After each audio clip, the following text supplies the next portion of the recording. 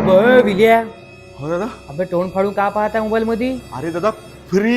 Free का free? अरे दादा, वरा येथल्या VR पद्मावर अँड सन्स कडून जर आपण टीव्ही एसी फ्रीज खरेदी करतो ना, आपल्याला माहित आहे का 9,000 वस्तू फ्री देत आहे. का बोलताय? हो दादा. हे बाय.